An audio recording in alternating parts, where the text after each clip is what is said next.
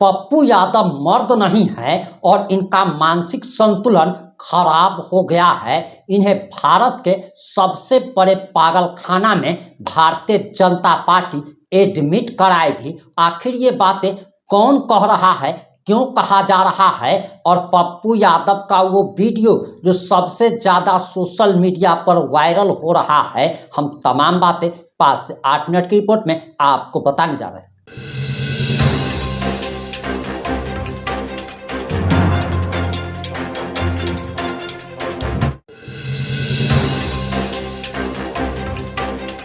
नमस्कार, मैं प्रिंस कुमार सिंह, आप देख रहे हैं पॉजिटिव इंडिया। अगर अभी तक आपने चैनल को सब्सक्राइब नहीं किया है तो खबरों से अपडेट रहने के लिए कृपया चैनल को सब्सक्राइब कर लीजिए, और जो लोग ऑलरेडी कर चुके हैं तमाम लोगों को हृदय धन्यवाद। अब वापस आते हैं अपनी खबर पर, और सबसे पहले आप ये वीडियो देखिए, उसके बाद हम आपको महत्वपूर्ण जानकारी देने जा रहे हैं। हुआ ममता दीदी रिजाइन कर दी। 2001 में बीबीसी का एक इंटरव्यू में जब ममता बनर्जी से पूछा गया क्या उनकी पार्टी एनडीए में लौटने के लिए कोई संभावना है, तो उन्होंने जवाब दिया, हाँ, टीएमसी के घोषणा पत्र के मुताबिक भाजपा हमारी स्वाभाविक सहयोगी है। आप याद करते जाइएगा, ऐसे नहीं। 2003 में ममता बनर्जी फिर एनडीए की सरकार में शामिल हो गई, और बिना पोर्टफोलियो ममता बनर्जी लगभग कई महीना बिना विभाग के रही। सोचिएगा, 2003 में ममता बनर्जी ने राष्ट्रीय स्वयंसेवक संघ के मुखपत्र 5 जन के तत्कालीन संपादक तरुण विजय की कम्युनिस्ट आतंकवाद पर लिखी गई पुस्तक में यह गई विमोचन में तरुण विजय ने बंगाल की दुर्गा कहकर के उनका स्वागत किया था। तरुण को विजय, भाजपा के राज्यसभा सांसद बलबीर पूंज ने सदन में ममता दीदी के बारे में दुर्गा की उपाधि दी थी, साक्षात दुर्गा। अभी पूंज का 15 दिन पहले घटना घटी। आरएसएस ने भी ममता बनर्जी को बंगाल की दुर्गा बताया, वामपंथियों के खिलाफ उन लड़ाई के पक्ष में ठोस समर्थन जताया। ममता बनर्जी अपने एक भाषण में आरएसएस के मोहन भागवत, सोसाद्री चारी और मदन दास देवी जिक्र का करते हुए कहा, मैं सबसे नहीं मिली, मिलना भी मुझे अच्छा नहीं लगा, लेकिन जिनसे मिली वो राष्ट्रभक्त थे, मुझे लगा ये देश के लिए जीते। 2012 में आरएसएस में मुखपत्र 5 जन में ममता बनर्जी की सादगीपूर्ण जीवन शैली की तरफ करते हुए लेख लिखा,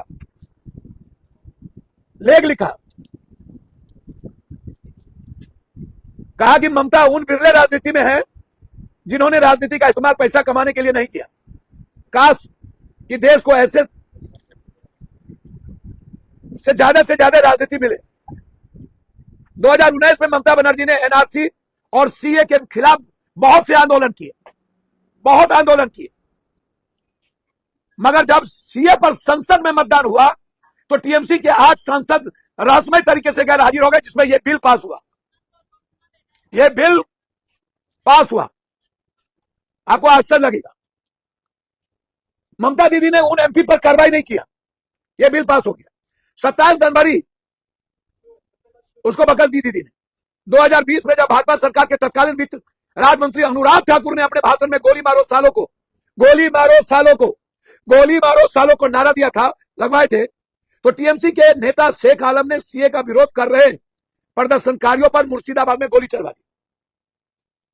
2017 में भाजपा में चले गए मुकुल राय, 21 के विधानसभा में फिर लौट गए, खुशी शामिल हो गए। 22 में ममता बनर्जी उपराष्ट्रपति चुनाव के में मारट हलवा को वोट नहीं दिया, जिसके चलते जो सबसे ज्यादा ममता दीदी को विरोध किया धनखड़ वो चुनाव जीत गए, वोट से बायकॉट कर दिया। क्यों वोट से बायकॉट हो गया भैया? चुनाव जीत गई। 2022 में आरएसएस दिल खोलकर प्रशंसा किया ममता दीदी ने, कहा संघ में बहुत से अच्छे लोग हैं, संघ अच्छा संगठन है। 24 में पहली बार नीतीश कुमार जी को इंडिया गठबंधन का संयोजक बनाने पर विरोध कर दिया। नतीजा हुआ कि नीतीश कुमार फिर भाजपा में चले गए। आज किसी भी कीमत पर इस देश में ईस्ट इंडिया कंपनी दोबारा पैर नहीं पसारता। ये जार और हिटलर और मूल्यों पर इतनी बड़ी हमला नहीं होती, सारी संस्थाओं पर। और नीतीश कुमार का विरोध ममता दीदी के द्वारा करवाएगा। 2024 के लोकसभा में ममता बनर्जी इंडिया गठबंधन से अकेला चुनाव लड़ी, और फिर नरेंद्र मोदी चुनाव जीत गए। अब मैं बार बार कह रहा हूं, ममता दीदी को अजगर के तरह गिल गया ये बीजेपी। दीदी आज वही काट रही है जिसमें इन लोगों को बोने का मौका दिया। सबसे ज्यादा दुख आज दीदी के मुद्दों को लेकर के राहुल गांधी को है, पप्पू यादव को है, सोनिया गांधी जी को है, प्रियंका गांधी जी को है। सब मजे ले रहे हैं। आप हमें बताइए, एक बात बताइए, एक बूथ पर कितना कैटो बक्सा? 3 या 2? 3। लगभग 10 साढ़े 10 घंटा, मान लिया 8 बजे से साढ़े 6 बजे तक भी यदि वोट करा, कितने वोट गिरने चाहिए? 950। यदि 2 ही मिनट में कम से कम दूं, जबकि 3-4 मिनट लगेंगे, कितने वोट कास्ट होंगे? 3 बूथ हो तो 950, 900, 920। मैं देश के लोगों से और बिहार की जनता से पूछना चाहता हूं, 92% जनता, 100 में 92, आप अभी किसी गांव में दिखा दो, किसी शहर में 60 से ज्यादा पंचायत में वोट कास्ट करने वाले लोग नहीं होते। फिर ये 92% वोट कहां से कास्ट हुआ? जब आप 27 लाख वोट को वोट देने नहीं दिए, तो क्या 27 लाख वोट को आप बाहर से लाए और उसका वोट कास्ट करवाए? आप हमें बताओ जरा, या नहीं करवाए तो 91 लाख वोट एसआईआर और वोटर लिस्ट से हटने के बाद 100% लोग कहां से आ गए, जिसमें आप 92% वोट कास्ट करवा लिए?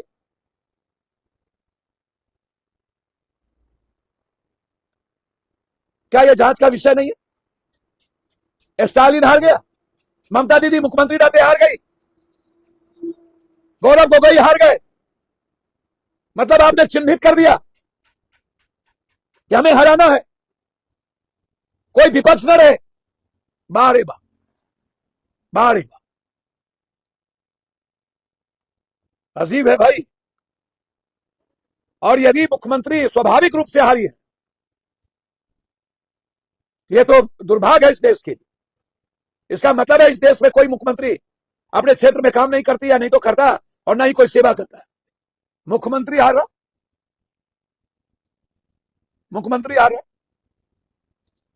और जो ममता दीदी 1 रुपया नहीं उठाई, आज तक बंगाल के में अपनी जिंदगी दे दी, मैं साथ हूं, रहूंगा।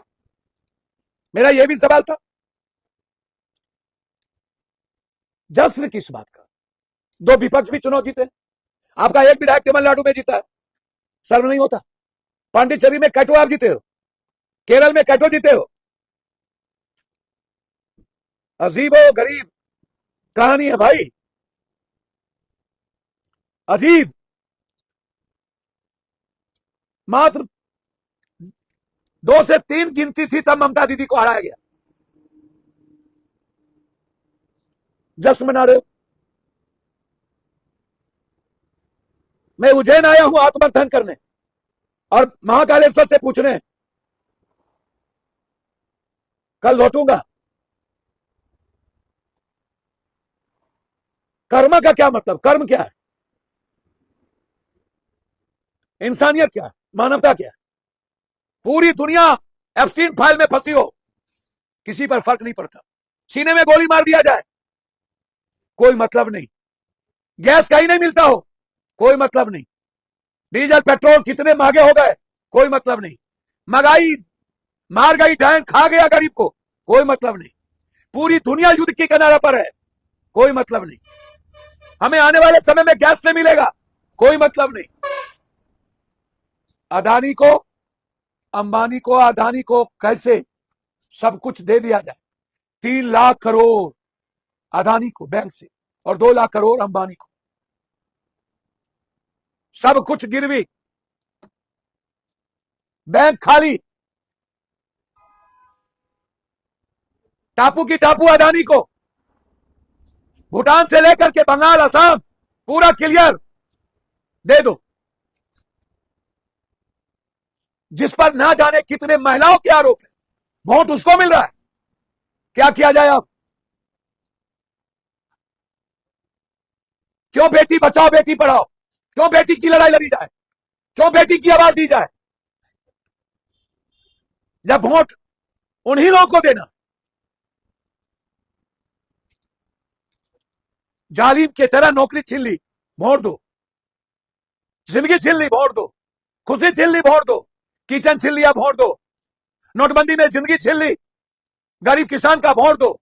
जीएसटी में व्यापारी का जिंदगी छीन लिया, वोट दो। डॉलर बर्बाद हो गया, वोट दो। रुपया खत्म हो गया, वोट दो। शेयर मार्केट में सब कुछ डूब गया, वोट दो। किसान की एमएसपी लागू नहीं हुआ, वोट दो। पूरा का पूरा एजुकेशन और हेल्थ माफियाओं को हर चीज दे दो, वोट दो। आम आदमी की बात नहीं होगी। और मुझे आश्चर्य लगता है, बीजेपी वाले पूछते हैं कि पप्पू यादव सेवा करेंगे कि नहीं। मैं तो कह ही रहा हूं, और मेरा सीधा सवाल है, पूर्णिया और मेरा जो घर है वो किडनी और कैंसर भी बेचना पड़ेगा, हार्ट सब बेच दूंगा। मेरे लिए सोचनीय विषय तो है ही। बिना संघर्ष और बिना सेवा के जब दिल्ली में मुख्यमंत्री हो सकते हैं, बिहार में हो सकते हैं, राजस्थान में हो सकते हैं, आश्चर्य है। भाग से ही दुनिया चल रही है। और भाग लीक कौन रहा है? दो व्यक्ति।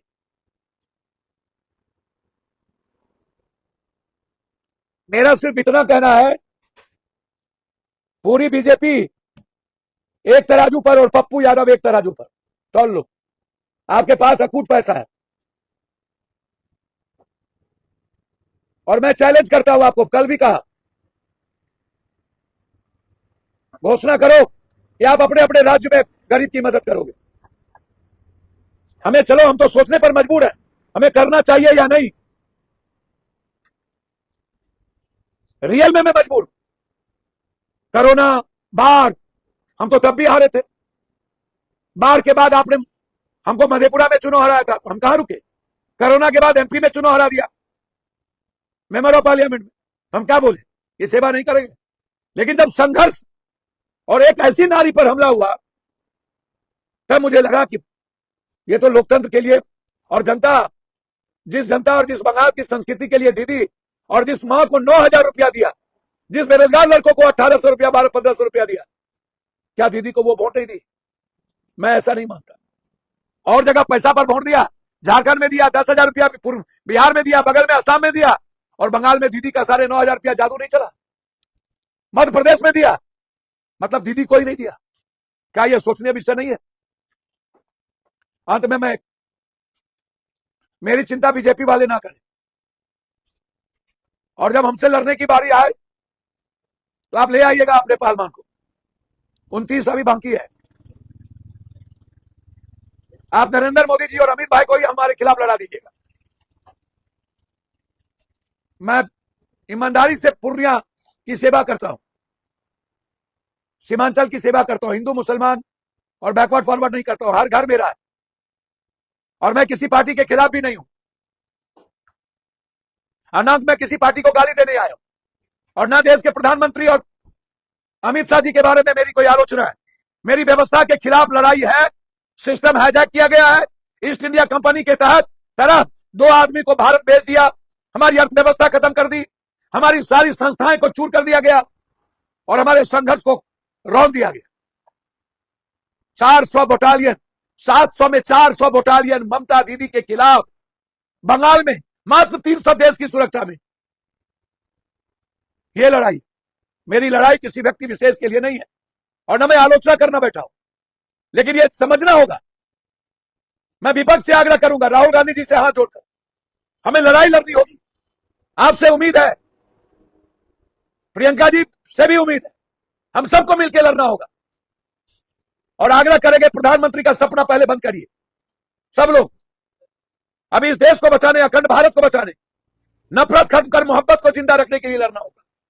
हमें लोकतांत्रिक मूल्यों की रक्षा के लिए लड़ना होगा। हमें संविधान के विचारों को मजबूत करने के लिए लड़ना होगा। हमें भूलना पड़ेगा सब लोग पीएम, और छोटी छोटी पार्टियों से आग्रह करेंगे, जो पार्टी है आप रेस्पेक्टेबल है, आपके कारण स्टेट मजबूत है, आप लड़ते हैं, लेकिन आप नफरत के खिलाफ लड़िए, कांग्रेस के खिलाफ नहीं। सारे लोग कांग्रेस के खिलाफ लड़ते हैं। यह क्या मतलब है भाई?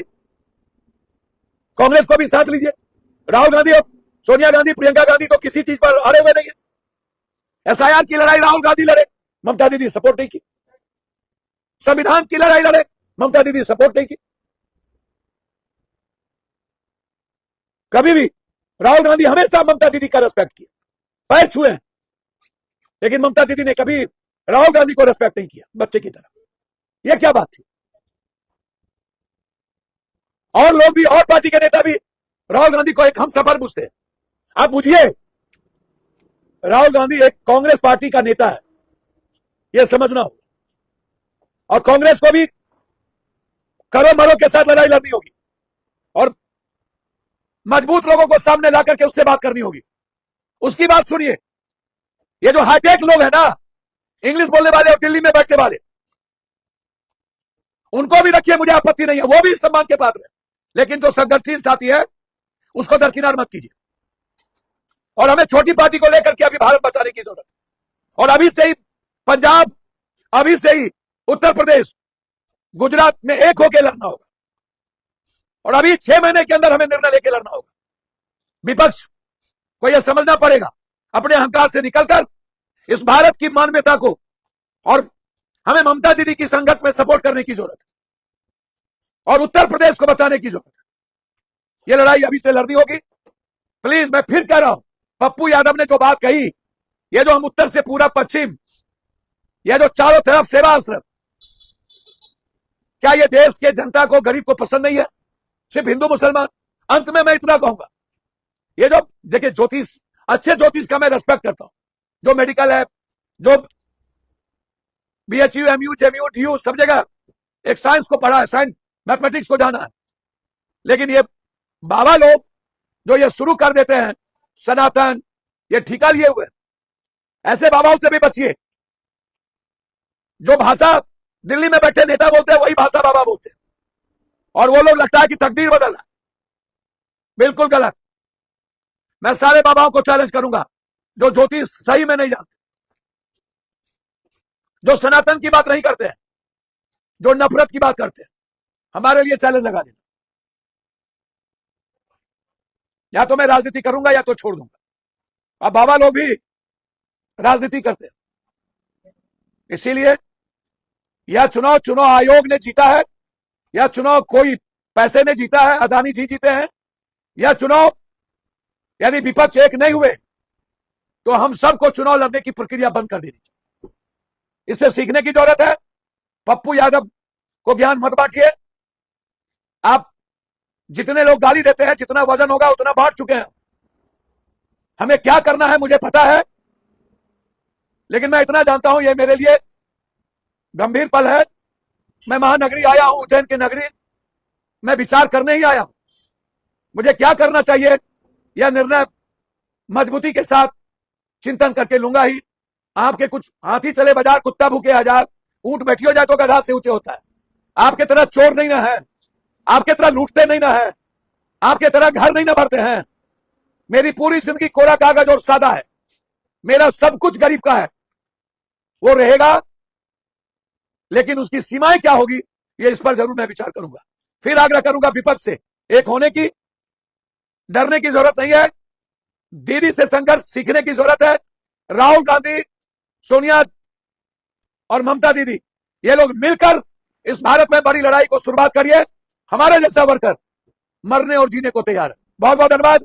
आपने वीडियो देख लिया होगा। दरअसल आपको बताते चले कि बंगाल और असम में जब चुनाव हो रहा था, चुनाव प्रचार के दौरान पप्पू यादव ने साफ तौर पर कहा था कि अगर ममता बनर्जी बंगाल में चुनाव हारती हैं तब वह राजनीति से संन्यास ले लेंगे। यानी कि संन्यास लेने की घोषणा उन्होंने कर दी थी और उन्होंने संन्यास नहीं लिया। आप सभी जानते हैं कि बंगाल में बीजेपी की सरकार बनने जा रही है। इसी बात को लेकर कहा जा रहा कि पप्पू यादव मर्द नहीं है, यानी कि उनके जवान की कोई वैल्यू नहीं है, वो जो कहते हैं करते नहीं हैं। और इसी बात को लेकर भारतीय जनता पार्टी के नेता लगातार पप्पू यादव पर हमलावर हैं। अब आपकी क्या प्रतिक्रिया है? अपनी प्रतिक्रिया जरूर दीजिएगा। जुड़े रहे हमारे साथ। जय हिंद, जय भारत।